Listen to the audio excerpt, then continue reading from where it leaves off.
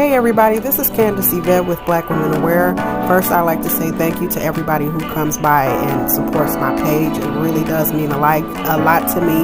If you all can please press the like or dislike button and subscribe, comment, or even email me if you have any suggestions, questions, or concerns. My email is always going to be in the description box. Again, thank you for visiting my channel. Hey guys, it's Candace Yvette with Blackwomenaware. So I had to jump in real quick and give this message. First, I'd like to say thank you. Thank you for visiting my page. Thank you for showing support and being concerned about the injustices that Black women and children face every day in the United States. I really do appreciate your support. You don't know how much that means to me, especially because I myself am a Black woman. I'd also like to put this quick disclaimer out there. Do not come to my page victim shaming or blaming. You will be immediately blocked for that. I do not tolerate it. There is no need for it. And I'm pretty sure you knew what you were saying in the comment before you posted it. So be respectful. Many of the victims, their families come back and they visit this page. I am their advocate. This is their safe space. No disrespect will be tolerated. You all have a good day. I'm going to let you go back into the commentary. Every 5.5 hours in the United States of America, a Black woman or child is murdered. Stop killing Black women. Stop killing Black children. Wait, hold up. Now, before we get started in today's topic, I wanted to share one last but important and exciting thing with y'all.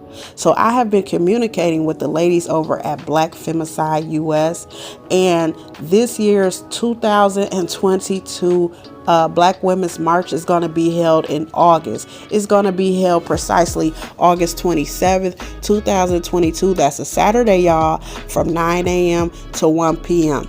We're going to be marching around the city. Yes, you heard me correctly. I said we're, because Candace Yvette is going to be in attendance, and I am honored to be there. I feel privileged to be there.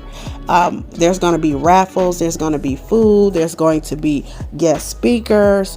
So if you can, please come out and join us. If you can't join us physically, support us virtually. Share and like this video. Share it with all your friends, or if you can't share the video, go over to Black Femicide's Instagram or their Facebook page, find this flyer and share it. I'm going to read their statement before I go into today's topic. It's one that, even though they wrote, I agree with it as well. So it says, we're going to be marching for the liberation of Black women and girls. We march to bring awareness to the issues that Black women and girls face uniquely and disproportionately. We march to honor Black women and girls and to discuss our plan of action on our future in this country that directly ties to our liberation. Beautiful statement.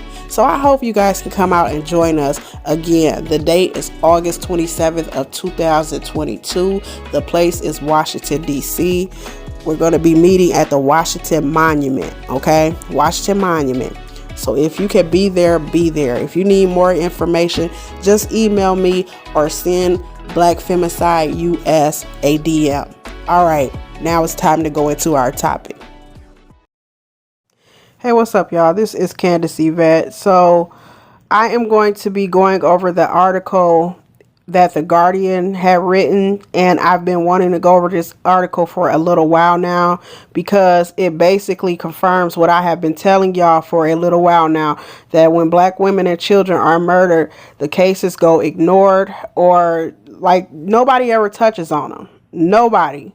Like one of the cases that I shared earlier this week that is literally is dry as the desert is Dominic Burrell Crock. Dominic Burrell Crock is not getting any attention. She was a 57-year-old woman from Dodge County, Georgia, and her case is not getting any attention.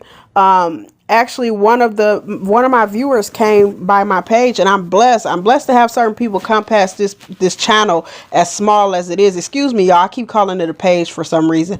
But one of the viewers came past my channel, and he commented and he said, "Hey, my sister has been missing since March. This is her name. Can you please share her share her story?" And so I shared the story, and I am waiting for the right time for the family to get back to me to follow up on that story, because like if you guys Google Dominic Burrell Croc's case, the only video who shows up at this point in time is whose? Blackwomenaware. And even though I screenshot that for future reference, because as her case gains traffic or gains attention, especially in the media, is going to be videos and articles written about it everywhere. Okay, but I want you guys to be my witnesses that, hey, Candace Yvette over at Blackwomenaware first touched that case. And no, it doesn't really matter at the end of the day, as long as the end goal is we get somebody home. But what I'm trying to get y'all to understand is, unless we, the people who are a part of the Black and brown communities, unless we take an active role into finding these women and children, they're not going to advance into mainstream society. Nobody's going to look for them. We have to look for us. We have to be our own help. Okay? It's sad and it's scary, but it's the truth. So let me go ahead and start reading this article. It is titled "Killings in LA Spotlight a Crisis. Black women are being murdered and no one is paying attention." 3 recent killings in the Los Angeles area have put a spotlight on the desperate impact of American gun violence in Black women and the lack of attention their stories receive, as the country reckons with some of the most intense spats of gun violence in recent years.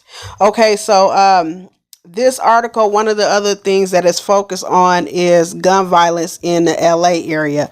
But, you know, I really wish that this article had talked about gun violence all over the nation, because LA, like back in the day, maybe you would think of LA with the gang violence. You would think of LA when it came to gun violence.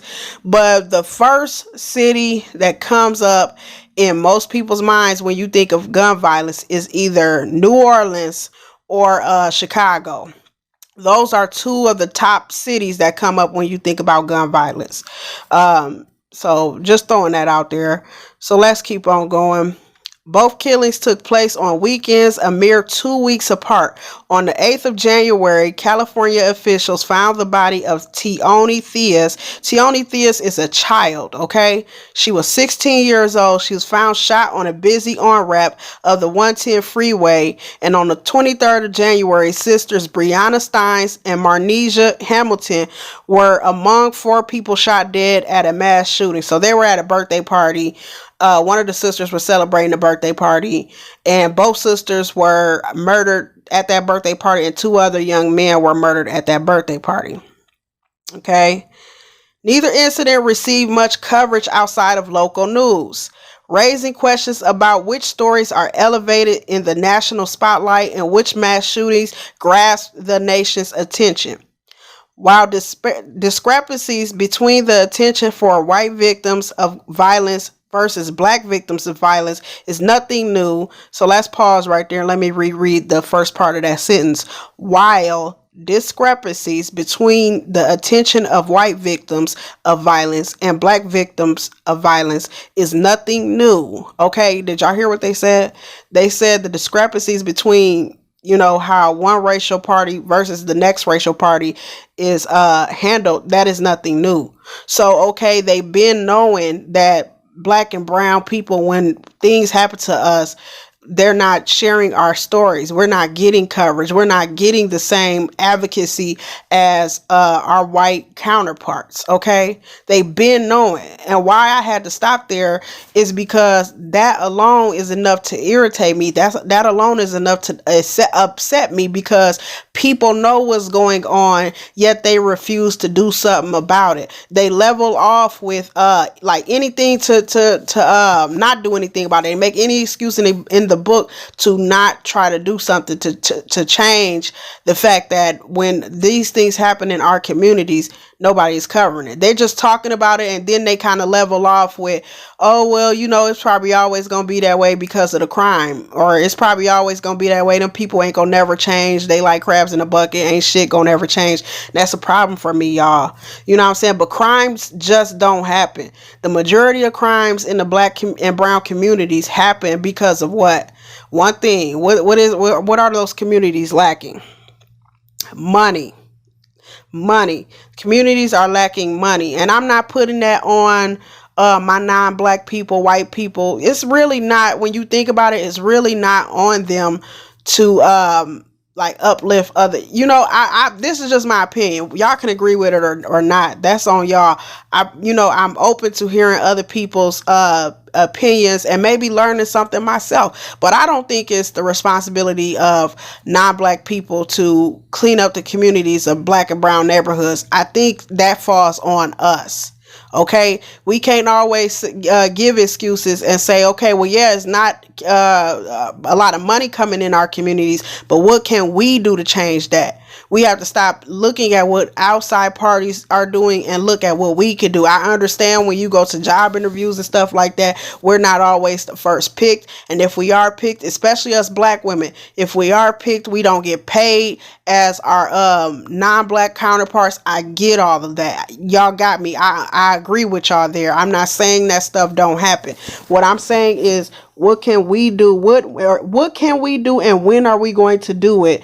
To help clean up our communities. You know what I'm saying? All this shit got to stop. I'm tired of, especially when I travel. I do a lot of traveling, y'all, and some cities that I go in, I won't even go nowhere. If it looks like it's highly populated with black people, I won't go there. And it's sad to say that, being that I'm black myself, but it's a safety precaution. You don't know what you can and can't do. Like, people think across America, all black people are the same, and we are fucking not even in America. You know what I'm saying? We already, as African Americans, we already fight against, because a lot of people who are not of African descent, they think Africans and African Americans are the same. No, those are two different cultures. Okay. And it matters because we view and believe things differently, right? So just focusing on America or whatever, one community, like the up north community versus the community in the south, are two different cultures. Don't believe me? Look at the lingo and how they talk. First time I went down to Alabama, y'all, to take a visit, and people were saying yonder. I didn't know what the fuck a yonder was. I know it sounded country as hell. I didn't know what the fuck a yonder was. You know what I'm saying? I believed when motherfuckers said to me, oh, Candace, bless your heart. I believe they really meant that shit. Really, they meant, yeah, you's a stupid motherfucker. Like, now I know that, and I get it, and I'm joking right now, and it's not a joking matter, but I'm just trying to use minimal, like, examples to give y'all an idea that even in America, black people are not the same. Look at NOLA. Y'all don't know how much I love NOLA. I have a love. I'm like, I don't even know how to describe it. I have never been to visit NOLA. I want to go. But right now I have too many different things, going on with me, right? Want to visit NOLA so bad and just have not gotten around to it, right? So, you know what I'm saying? But NOLA's culture alone is so much different from the rest of the United States as far as African Americans are concerned. It is so much different. Shout out to my people in New York and Brooklyn and Bed-Stuy and all over. I have a love for New York too. Some of my favorite cities are New York, like Brooklyn, the predominantly black areas, obviously, Chicago and New Orleans. Love them. Don't ask me why. I don't know why, but I absolutely love those cities. The Chi, I used to visit the Chi all the time when I was younger. Have not been to the Chi in a long time.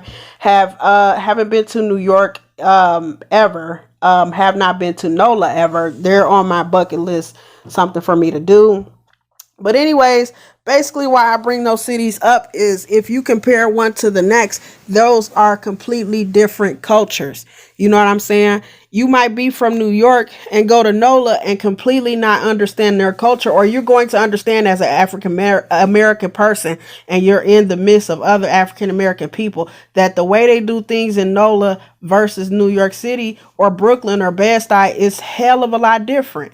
You know what I'm saying? Y'all don't know, understand how many people come to the Midwest and they don't understand how people, like they're from the South and they come to the Midwest and they don't understand how people up in the Midwest operate. Okay, so we are totally different. That's one of the reasons why when you hear us talk amongst each other, like what are people doing? They repping where they from. Hey, I'm from Philly. I'm from Bed-Stuy, because they're proud. They're basically proud of their culture. They're not trying to shit on anybody else. They're proud of where they're from. But basically, African Americans all across America have a different culture. Okay, they have a different belief system. But yeah, so basically the way that people of no color versus black people, when it comes to violence and when it comes to solving these cases or even preventing them from happening, the attention and the reaction from the media, from law enforcement is totally different. Okay. And I've been saying this. Okay. But look at what else she says in this paragraph. Okay. So she says, researchers worry about the message this phenomenon continues to send young black girls about their worth and potential. Now, she's referring to young black girls in this article, but I'm a fully grown woman and I created Blackwomenaware 2 years ago. And so when I began to researching the murders and missing cases of black women those 2 years ago, I had already felt the sting, y'all. Like at that time, Chicago had a serial killer that was on the loose and black women were coming up missing. They allegedly had a serial killer, right? And when I seen that and I seen that nobody, absolutely motherfucking nobody, was covering these stories in the media, like I literally just sat there, y'all. I couldn't move. I was stuck to my seat. You know what I'm saying? I could not move, almost was zombie like, I was just in a trance. I could not move. It broke my heart. Right. And I realized that I had to be that sore thumb. I had to be the one to stand out from the others and do something that was different, and I'm gonna be honest with y'all. Starting Blackwomenaware was not easy for me. It was not easy. I knew how I would be looked at. I knew the backlash I would get. And that I have never understood, but I was aware of the backlash that I would get.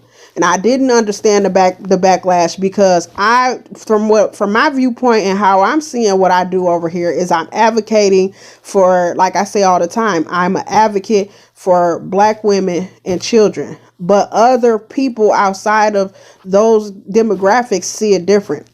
White people think my channel is racist because I'm advocating for black women and children, and they'll come over here, and this is why I have that message at the front of all my videos. I don't care how annoying it gets. I don't care how long the intro is. It's always going to be there because people feel like they could come over here and disrespect me because they're mad that me as a black woman is advocating for my demographic. I don't know how you can get mad at that. When other people advocate for their demographics, nobody is mad. Nobody is calling them a racist channel. I get called a racist channel all the time because I will not share any stories but those that affect black women and children. And people don't understand, and they'll twist it and make it seem like I'm a racist channel when, you know what I'm saying? The whole reason why Blackwomenaware is here is because these cases concerning us was getting thrown under the bus. Now, had we been getting the equal attention and reaction like other cases, there would be no Blackwomenaware.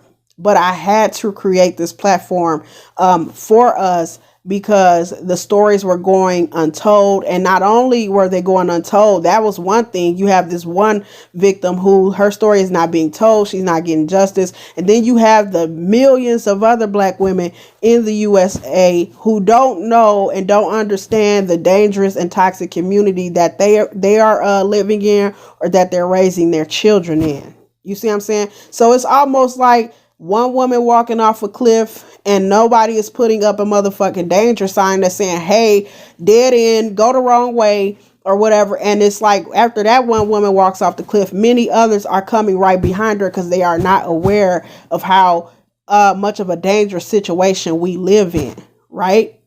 So yeah, she's talking about the girls in this article, but as a fully grown woman, I felt that sting. Let me continue on. Theus, the 16-year-old girl, was born in LA's Compton neighborhood. Family members described her as loving, caring, and smart, and fond of playing golf. Her life was turned upside down when her mother was severely injured in a motorcycle accident and moved into an assisted living facility, they said. On the evening of the 7th of January, she reportedly told her father she was meeting someone at a party. Okay, so the 7th of January is the day before she went missing, or the day before she was murdered, rather. She was murdered on January 8th. Okay, so in the wee hours of January 8th. So January 7th, the night of that, she was going to a party. The wee hours of January 8th, she was dead. Okay. Okay, so as it says, later her body was found.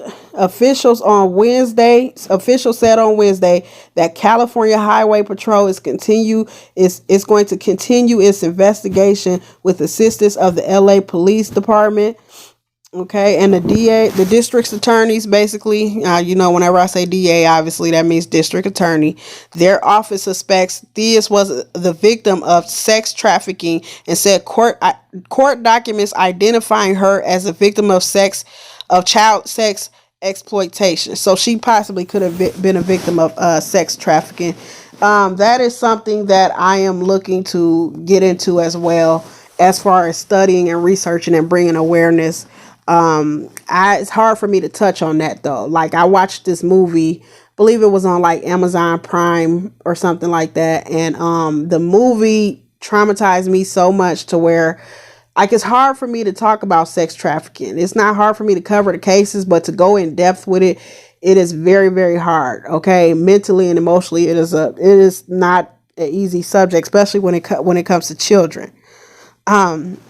But officials did not announce any suspects or a motive for the killing. Authorities did announce a $110,000 reward for tips that led to an arrest in the case, a move Theus's family and Black Los Angeles residents have been asking for weeks. So basically what they're saying is, after this girl was murdered, the family had been pushing and putting pressure on the police department to do something to get people to open their mouths, do something to encourage people to tell what they know about her case. So they had this reward money, $110,000, and they recently just said, okay, we have this reward, and we're going to announce to the public that we have this reward, for any kind of tips that leads to an arrest. So it has to be a tip that leads to an arrest in the Tione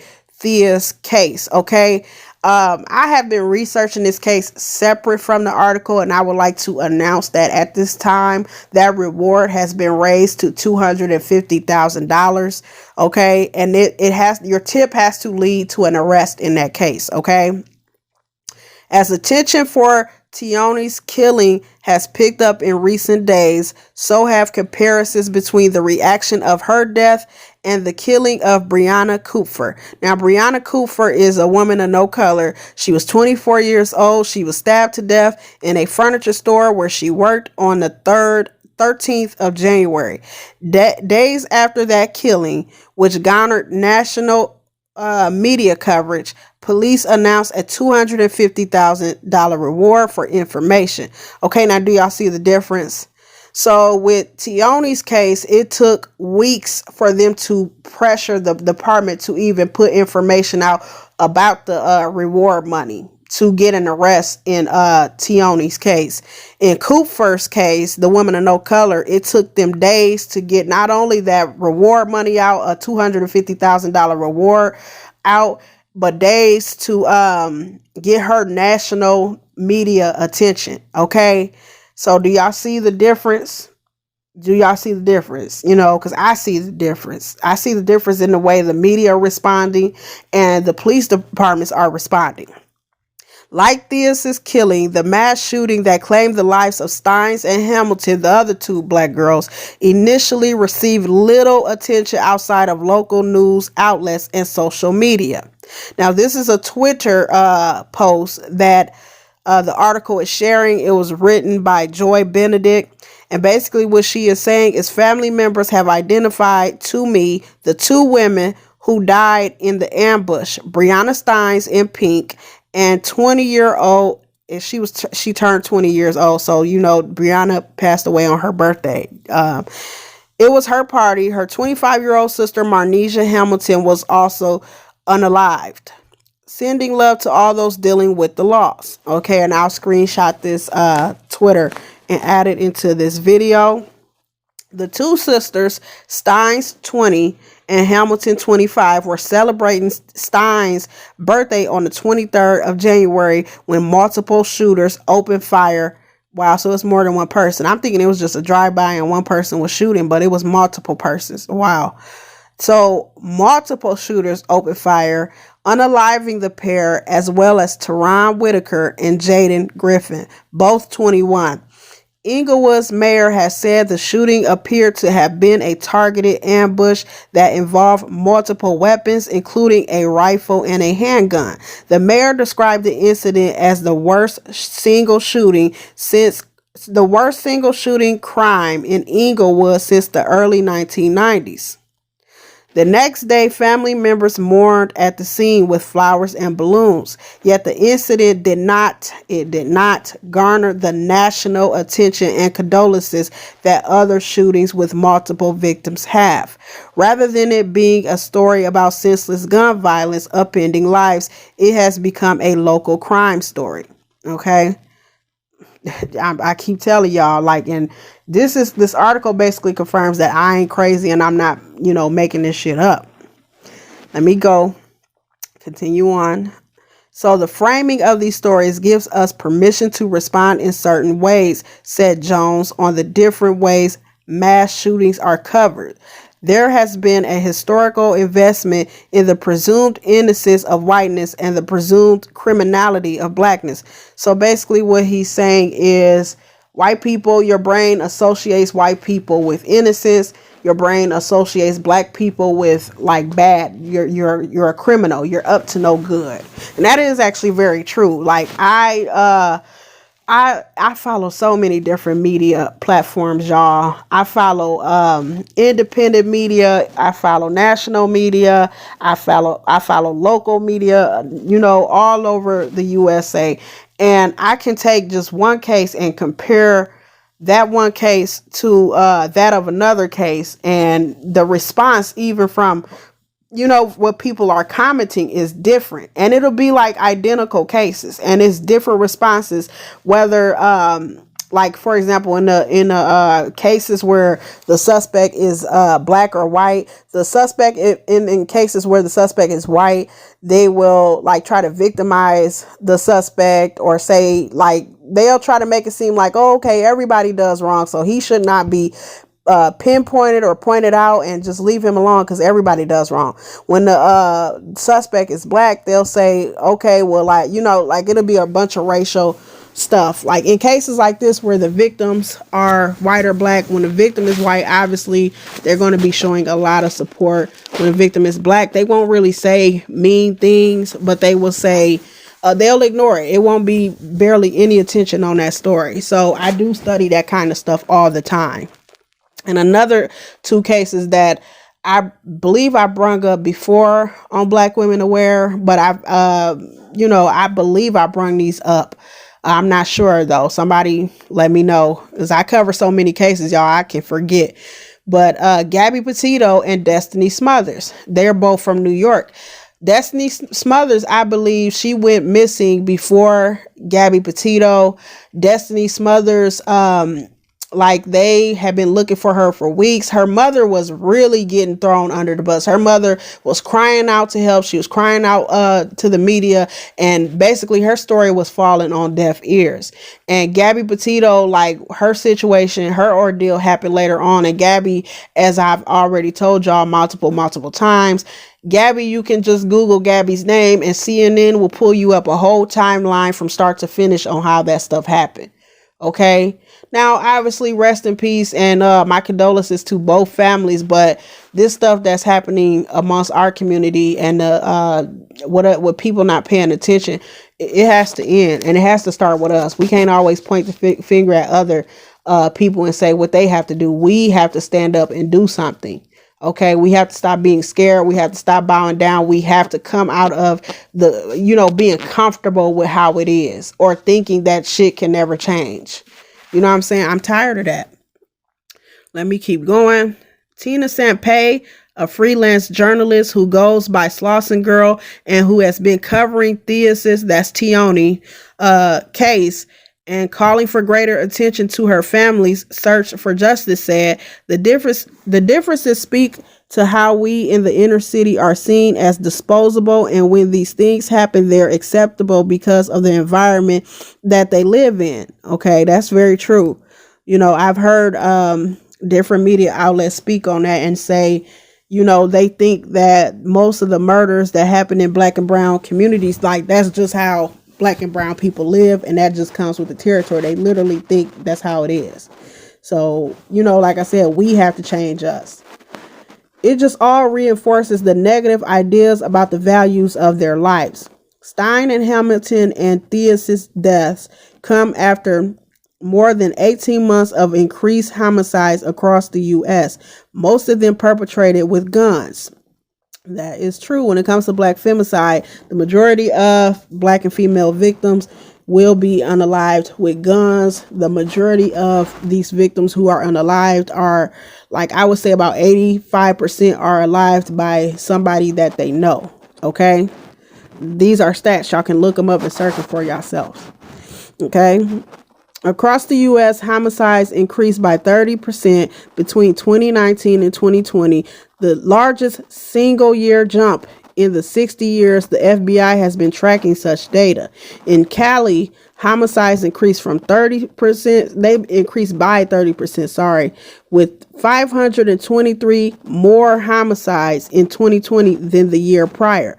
Black residents, despite comprising 6% of Cali's population, made up 31% of the state's homicide crimes. Okay, so let's go on. Official homicide data for 2021 is not available yet, but partial data suggests the trends appear to have continued. While most of the gun violence victims were Black men, okay, Black men, y'all have to do something too, because y'all are, like, not only toxic to Black women and children, you are toxic to yourselves. And you don't like me saying that, but it's true. And I'm not going to speak a lie to make somebody comfortable living in delusion. You won't get that here. Okay, so most of the gun violent victims were Black men. At least 4 Black women and girls were murdered per day in the U.S. in 2020. Okay, according to FBI data, a sharp increase compared with the year before. Homicides of Black women in Cali nearly doubled in 2020, with 99 killed compared with 55 in 2019, according to the FBI data analyzed for The Guardian. LA, where Steins, Hamilton, and Thea's died, led the state in Black women's deaths, with 50 of the killings happening in the country. Criminologists are still trying to understand how much of the increase in killings of Black women last year was related to DV or domestic violence, and how much is a part of the rise in the community violence. Okay, so relationship violence versus violence in the community. Since the start of the pandemic, but advocates and scholars say the increase should be followed by efforts to address the factors that have long made Black women face a 3 times higher homicide rate than white women. Did y'all hear that? Black women face a 3 times higher homicide rate than white women. Okay, that is one of the reasons why, again, I started BWA, because the truth was being uncovered as I began to study. I didn't know black women were being killed like this at a high rate like this. I did not know, y'all. I didn't know. Okay, I was living under lies and delusions, because there's so many lies and stereotypes, especially put out on people of no color. Like there's lies about the men, saying that the women can't leave the men, or the men, like, they will unalive their wives and kids first before they'll let them leave. But these stats say different. These stats say that black women, when it comes to intimate relationships and intimate partnerships, we are at higher risk. Okay. And this doesn't just go for relationships. This goes for where you live as well, your community. Okay. So let me keep going. Black women and girls are being murdered, and I don't think anyone is paying attention, said LaWanda Hawkins, a LA-based victim rights advocate with Justice for Murdered Children, the organization she founded in 96. Now, I have found her contact information, and I have had it on my to-do list to get in contact with Miss LaWanda Hawkins. Okay. Tioni was a little girl, and they threw her body out like she was nothing. That cut up my heart, said Hawkins, agreed. Who has been a mainstay, I can't read today, y'all. Who has been a mainstay at vigils for Thea Steins and Hamilton. Hawkins says she has long implored the city officials and police to create a commission that looks specifically at killings and unresolved cases among this demographic, black and female. But so far nothing has materialized. So she's been asking them to do something. They've been basically dragging their feet. We need to be sending a message that they are fighting for these black girls, she added. Right now, black women and girls see that their lives don't matter. How many times did I say on my channel, they don't give a fuck about us? And we need to let them know that your life as a black girl or woman matters. We want them to know they can reach for the stars.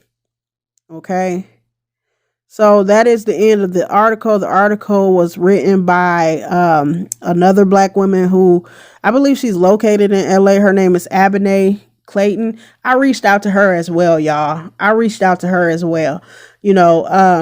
I'm trying to, learn, as I'm trying to learn just like y'all trying to learn, but I'm also trying to get them to speak on it, on this platform as well, because it needs to be talked about. Plus, let's just be real. Most of y'all are watching YouTube. You're not really reading these articles, or if you are reading these articles, you're not really going out your way to search them. So I'm gonna do the work for y'all. I just have to. But I need for everybody to get in the comment section below and let me know what you think about this article. Share this commentary, share the video, so that the word gets out about this article, and just about the things that black women and girls face every day right here in the USA. I appreciate y'all for listening. If you have any suggestions about anything on my channel, just hit me up. I'm a very easygoing person to talk to. I don't mind suggestions. Just don't be rude. Don't be disrespectful. I won't take that in my comment section. Definitely not going to take it in my email or anything like that. It's no reason for that. Y'all be cool. I am signing off. Be alert. Okay. Be safe. Be aware. Be alert. Okay. Y'all have a blessed one. This is Candace Yvette. I'm signing off.